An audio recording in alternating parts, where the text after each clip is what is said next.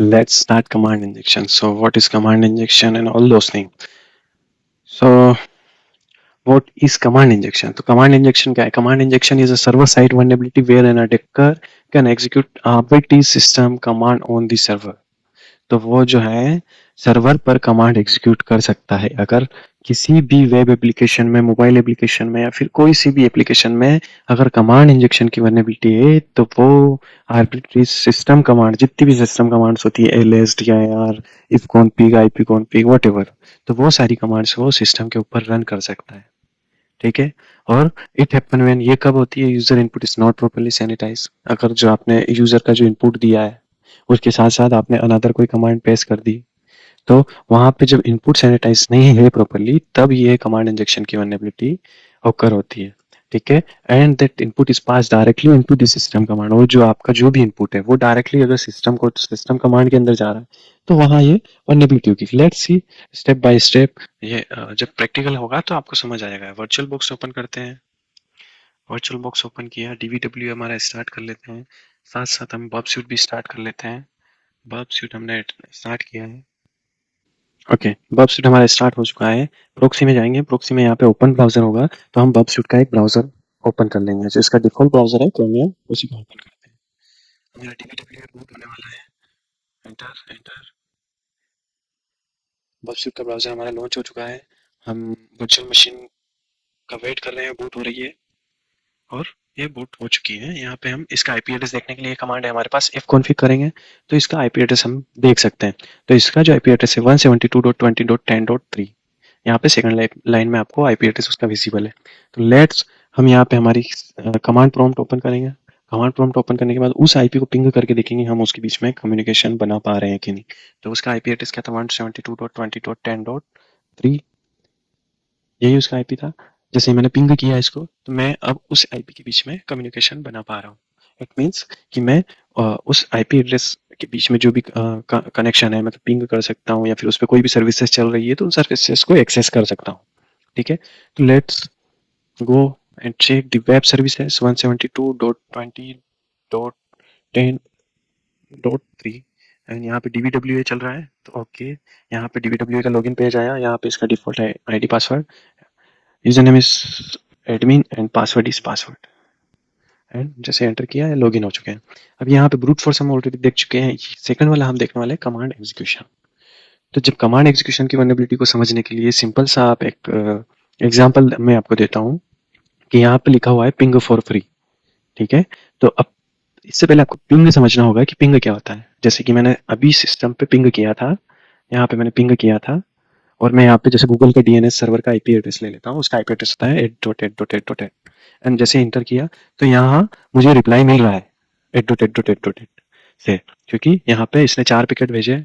यहाँ पे नीचे रिजल्ट भी दिखाया है, 4 पैकेट सेंड, 4 रिसीव्ड। तो मुझे यहाँ पे पिंग कमांड का ये वाला आउटपुट मिला है। ओके, ये विंडोज के अंदर हम इस टाइप से पिंग कर सकते हैं। ठीक है। तो सेम फंक्शनलिटी जो है हमारा डीवीडब्ल्यू है यहाँ पे वेब पे अपने को दे रहा है। तो यहाँ पे सिंपल सा मैं 8.8.8.8 किया तो इसको सबमिट करता हूँ। जैसे मैंने इसको सबमिट किया, लेट्स सी कि वो क्या अपने को आउटपुट देता है। और इसने प्रॉपरली पिंग का ही आउटपुट दिया है, लेकिन यहाँ पे जो है पिंग कमांड हमने को चलाने की जरूरत नहीं है। पिंग कमांड उन्होंने बैकएंड में ऑलरेडी डाल रखी है। तो अपने को सिर्फ यहाँ पे आईपी एड्रेस देना है 8.8.8.8। ठीक है। अपन ने जैसे ही आईपी एड्रेस दिया और उसने अपने को उस कमांड का आउटपुट यहाँ पे ला के दिया है। सबसे पहले तो इसकी सेवरिटी में लो कर लेता हूँ, security level, and command execution पे वापस आता हूँ। यहाँ से वापस वही 8.8.8 करके देखा और ये जो है प्रॉपर अपने को आउटपुट दे रहा है। यहाँ पे मैं अब क्या करूँगा कि कमांड एग्जीक्यूशन की जो वल्नरेबिलिटी होती है वो इसलिए होती है क्योंकि यहाँ पे जो है इसका सोर्स कोड जब आप देखोगे, इसका सोर्स कोड मैं आपको दिखा देता हूँ। यहाँ पे इस सोर्स कोड में जो है इस सेट्स पोस्ट रिक्वेस्ट सबमिट, जब भी सबमिट बटन पे क्लिक करोगे जो भी अपना आईपी एड्रेस रहेगा वो टारगेट वेरिएबल के अंदर से हो जाएगा। और उसके बाद इन्होंने यहाँ पे कुछ भी ऐसा वैलिडेट नहीं किया है जैसे कि आप मल्टीपल कमांड रन नहीं कर सकते हो डायरेक्टली बैकएंड में। जो इसका शेल एग्जेक्ट फंक्शन होता है पीएचपी का शेल एग्जेक्ट फंक्शन क्या करता है? सिस्टम की कमांड को रन करता है। तो यहाँ पे ये पिंग कमांड को रन कर रहा है और उसके बाद टारगेट में जो भी वैल्यू होगी वो यहाँ पे आ जाएगी। अब यहाँ पे हम या तो आईपी एड्रेस दें या कोई अदर थिंग्स देंगे तो भी वो इंजेक्ट हो जाएगी सोर्स कोड के अंदर। ठीक है। और उसके बाद ये जो भी है आउटपुट आएगा वो यहाँ पे आपको इको कर देगा। इको कमांड प्रिंट करने के लिए होती है, ठीक है। तो ये उसका सोर्स कोड है, यहाँ पे कुछ भी उन्होंने वैलिडेशन नहीं लगाया है। तो सिंपल सा हम क्या करेंगे कि एट तो रखेंगे, यहाँ पे एट तो रखेंगे। इसी के साथ साथ हम लाइनक्स में हमको पता है कि हम मल्टीपल कमांड कैसे एग्जीक्यूट कर सकते हैं। Multiple command in Linux, okay. तो यहाँ पे मल्टीपल कमांड हम लाइनक्स के अंदर कैसे एग्जीक्यूट कर सकते हैं वो इन्होंने दिखाया हुआ है। एक तो एंड का यूज करके हम कर सकते हैं, या फिर सेमीकोलन लगा के हम कर सकते हैं। एग्जांपल एलएस कमांड इसने चलाई है, फिर पीडब्ल्यूडी चलाई है, फिर हुएमाई चलाई है, मतलब 3 कमांड इसने एक साथ चलाई है। तो या तो इस टाइप से हम कमांड एग्जीक्यूट कर सकते हैं, या फिर पाइप लगा के कर सकते हैं, या फिर एंड से कर सकते हैं, ओके। तो इस टाइप से हम जो है मल्टीपल कमांड रन कर सकते हैं। तो यहाँ पे इनपुट बिल्कुल सैनिटाइज नहीं है, तो हम क्या करेंगे, यहाँ पे हमने कोलन लगाया, यहाँ पे हमारी अनदर एक कमांड लिख ली हमने। पहले इस आउटपुट को ध्यान रखना है, ये पिंग कमांड का आउटपुट आ रहा है, इसके बाद अब हमारी कमांड का आउटपुट हम चाहते हैं। जैसे कि हुएमाई कर दिया हमने, या फिर हुएमाई ले लेते हैं फर्स्ट में। जैसे हुएमाई किया, हुएमाई कमांड का अपने को आउटपुट मिलेगा, ठीक है। वापस से करते हैं, हुएमाई सबमिट किया। जैसे सबमिट किया, अपने को हुएमाई कमांड का आउटपुट भी मिला है। ये रहा इतना अपना पिंग कमांड का आउटपुट, यहाँ तक पिंग कमांड का आउटपुट। ये नोबडी जो है ये हुएमाई कमांड का आउटपुट। हुएमाई कमांड अपना सिस्टम जो भी यूजर लॉगिन है उस सिस्टम को दिखाती है, ठीक है। आईडी कमांड हमारे पास होती है, आईडी कमांड हम चला सकते हैं। आईडी के बाद हमारे पास होती है हुएमाई आईडी हो गई, और हमारे पास हो गई एलएस कमांड हो गई। तीनों कमांड हम रन करके देख रहे हैं क्या इसका आउटपुट देती है। ओके, इसने यहाँ पे ये पहले तो पिंग कमांड का आउटपुट दिया, इतना इतना पिंग कमांड का आउटपुट, फिर ये आईडी कमांड का आउटपुट है, और यहाँ पे एलएस कमांड का आउटपुट है। ये उस डायरेक्टरी के अंदर जो भी लिस्टिंग हो रही है उसका आउटपुट है। तो यहाँ पे 3 कमांड हम चला पा रहे हैं, ठीक है। जबकि उसकी फंक्शनैलिटी क्या थी कि बस आप किसी आईपी एड्रेस को पिंग कर पाओ। जैसे कि एनएस लुकअप की फंक्शनैलिटी नहीं रहती है क्या, लुकअप ऑनलाइन जब आप एनएस लुकअप करते हो तो वहां पे जो फंक्शनैलिटी रहती है कि आप किसी आईपी को लुकअप करना, जैसे मैंने यहाँ पे google.com दे दिया एंड एंटर कर दिया। तो सेम प्रोसेस यहाँ जो हो रही है, ए रिकॉर्ड दिखा रहा है, 4 टाइम ए रिकॉर्ड दिखा रहा है, सी नेम रिकॉर्ड दिखा रहा है। तो सेम मैं यहाँ मेरे सिस्टम से भी कर सकता हूँ। सिस्टम से भी मैं एनएस लुकअप करूंगा,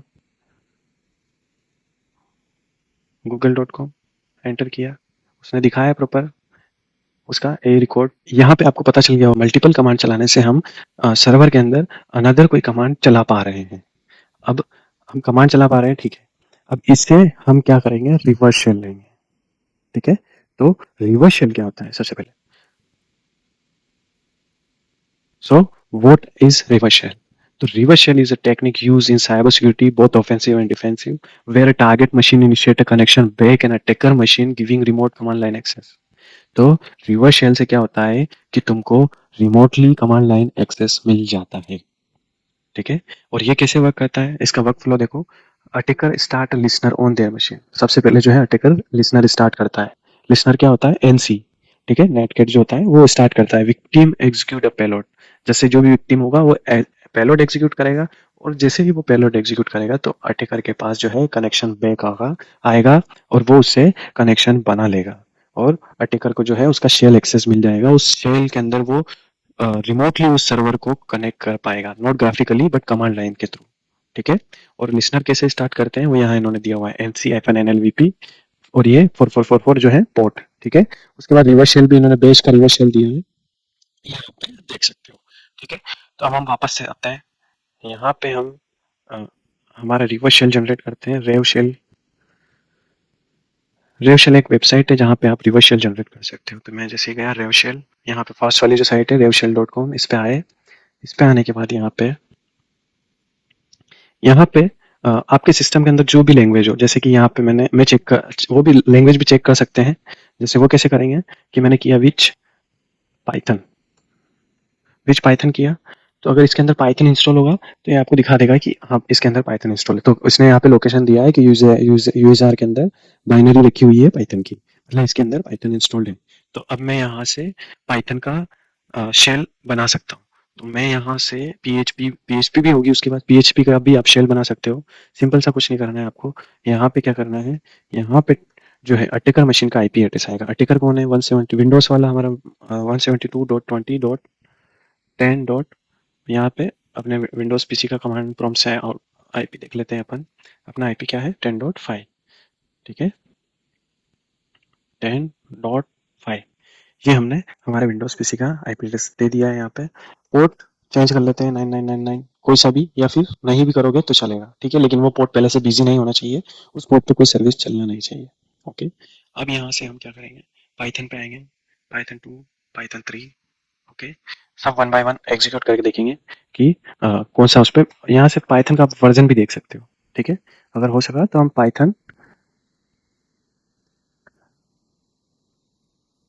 पाइथन का वर्जन कैसे चेक करते हैं अपन, USR bin पाइथन, और उसके बाद हाइफन हाइफन वर्जन करेंगे तो ये पाइथन का वर्जन दिखा देता है, ठीक है। चेक करते हैं कमांड आउटपुट क्या आता है। ओके, इसने वर्जन नहीं दिखाया, ओके, नॉट, नो वरी, हम वन बाय वन करके चेक कर लेंगे, ठीक है। पाइथन 1, पाइथन 2, पाइथन 3 सभी के यहाँ पे है शेल। अब हमारे पास ये जो है हमारा ये रिवर्स शेल है, इस शेल को कॉपी कर लेंगे, ठीक है। अब ये शेल हम यहाँ पे पेस्ट करेंगे, ठीक है, लेकिन उससे पहले हमने को क्या चाहिए, एक लिसनर, जैसा कि हमने पहले देखा था कि हमको एक लिसनर चाहिए। तो हमारा लिसनर कौन सा है, एनसी। तो एनसी को हम डाउनलोड करेंगे, एनसी यहाँ पे है, ओके, इसको हम डाउनलोड करेंगे। यहाँ से डाउनलोड जिप कर सकते हो या फिर गिट क्लोन कर सकते हो। मैं इसकी जिप फाइल डाउनलोड करूंगा, zip file, okay, but okay, मुझे डिफेंडर ऑफ करना पड़ेगा क्योंकि ये इसको एज ए वायरस डिटेक्ट कर रहा है। तो इसको मैं सबसे पहले जाऊंगा डिफेंडर, वो ऑफ करूंगा, मेरा टर्न ऑन है, इसको मैंने सेटिंग करके यहाँ से मैं मेरा डिफेंडर ऑफ कर दूंगा, ओके, ओके, मैंने डिफेंडर ऑफ कर दिया है। अब मैं उसको डाउनलोड करूंगा, तो अब मुझे कोई उसका एरर नहीं आएगा। Download zip file and now it is downloaded. इसको एक्सट्रैक्ट कर लेंगे, इसको क्या करूंगा मैं, एक्सट्रैक्ट कर लूंगा, extract call, okay, extract, extract हो गई है। एनसी, इस जगह पे मैं कमांड प्रॉम्प्ट लॉन्च कर दूंगा, CMD, यहाँ पे मैंने कमांड प्रॉम्प्ट लॉन्च किया है। अब मैं यहाँ पे NC-NLVP, जब आपने देखा होगा तो उसका हमने ये देखा था, NC-NLVP लिसनर ऑन करने के लिए। और इसके बाद जो हमने आईपी एड्रेस पॉइंटर डाला था वो हमने को यहाँ डालना पड़ेगा। हमने डाला था यहाँ पे आईपी सॉरी पोर्ट नंबर 9999। तो इस पोर्ट पे जो भी कनेक्शन आएगा वो सारा ये रिसीव कर लेगा अपना लिसनर। तो 999 पे लिसनर चालू है अपना, या फिर इसको अनदर कोई पोर्ट पे रन करते हैं, 8888, ठीक है, लिसनर हमारा चालू है,